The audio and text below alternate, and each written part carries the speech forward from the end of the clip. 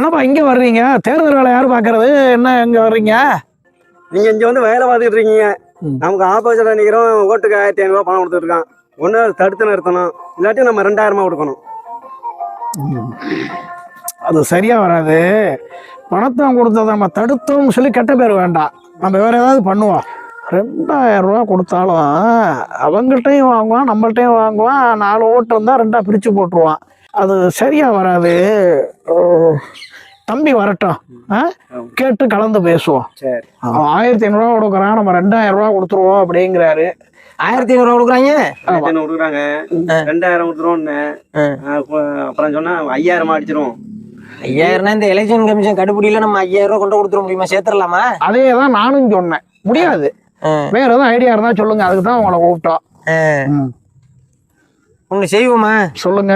எல்லார்ட்டையும் போன் இருக்கு. சரி, நம்ம ஆளுகளை விட்டு ஏரியாவுக்கு ஒரு 10 பேரை பிடிப்போம். சரி, போன் வச்சிருக்க எல்லாரையும் யாராருக்கு என்னென்ன பொருள் தேவையோ, மிக்சியோ, கிரைண்டரோ, செல்போனோ, டிவியோ, 5000 ரூபா ரேஞ்சுக்கு ஆர்டர் போட்டுக்க, கேஷ் ஆன் டெலிவரியில ஆர்டர் போட்டுக்க அப்படின்னு. சரி, போட்டுட்டு கேஷ் ஆன் டெலிவரி நம்ம ஏரியாவுக்குள்ள வந்துதான் டெலிவரி பண்ண போறோம். ஆமா, டெலிவரி வந்தாலே நமக்கு தகவல் வந்துடும். மொத்தமா பணத்தை டெலிவரி பண்றவன்ட்ட கொடுத்துருவோம். அவன்கிட்ட பில்லு இருக்கும், பேப்பர் இருக்கும், எல்லாம் இருக்கும். அவனை எலெக்ஷன் கமிஷன் பிடிக்காது. பார்சலுக்கு தானே காசு வாங்க போறான். ஆமா, பார்சல் கொடுத்துட்டு காசு வாங்கிட்டு போறோம்னு கணக்கு காமிச்சிருவான். ஆமா, நம்ம மொத்தமா பணத்தை கொடுத்துருவோம். வீடு பூரா எல்லா வீட்டுக்கும் பொருள் போய் சேர்ந்துரும். இப்படி மக்களை ஏமாத்தி ஓட்டு வாங்குறோம்னு கொஞ்சம் ஃபீலிங்கா இருக்கு. வேற ஒண்ணும் இல்ல. அதெல்லாம் ஒண்ணும் இல்ல. எல்லாரையுமே நம்ம ஏமாத்துறோம். ஏழை மக்களை தானங்க ஏமாத்துறோம். பணக்காரவங்க அவங்க வாங்கிக்குவாங்க, நம்ம போன் பண்ண செஞ்சு கொடுக்க போறோம். அடித்தட்டு ஏழை மக்களும் ஏமாத்துறோம், பொருள் கொடுக்குறோம்ல. அதெல்லாம் ஒன்றும் பிரச்சனை இல்லை. இது அரசியல்வாதி செய்யறது தானே. சேர்மன் ஆகி ஒயின் ஷாப்பை மூட சொல்லி போராட்டம் நடத்தினாலும் கவர்மெண்ட் மூடுன்னு நினைக்கிறீங்களா? மூடாது. ஒயின் ஷாப்பை மூடி விட்டா டாக்டர்களுக்கும் பாதி வேலை இல்லை, போலீஸுக்கும் பாதி வேலை இல்லை, அரசியல்வாதிகளுக்கும் வேலை இல்லை. வாசல் நின்று 10 ரூபா பிச்சை எடுக்கிறது நின்று போடும். நம்ம ஊரே சுத்தமாயிடும். ஆமா, அப்புறம் நம்மளுக்கு என்ன வேலை? அரசியல் வேலை இல்லாம போயிடும். மேற்கு பக்கத்துல நமக்கு ஒயின் ஷாப் இல்ல.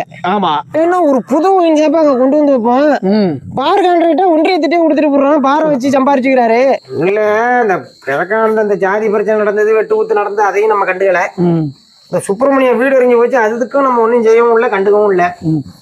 அதுதான் நம்ம ஒருத்தருக்கும் ஒன்றும் செய்யலையே அப்படின்னு யோசனையா இருக்கு. என்ன தம்பி இப்படி பேசுறீங்க? 8 கால் பூச்சி 8 கால் இருக்க மாதிரி கோழிக்கும் 8 கால் இருந்துச்சுன்னா 8 லெக் பீஸ் கிடைக்கும். இருக்கிற 2 கால் மேலே உள்ளவன் சாப்பிட்டுட்டு போயிடுறான். நமக்கு குஸ்கா கிடைக்கிது. மக்களுக்கு வெறிஞ்சோறு போடுறோம். நம்ம என்ன சும்மா விட்டுடுறோம்? மக்கள் வெறிஞ்சோறு போடுறோம்ல. நம்ம ஜெயிப்போம் தம்பி.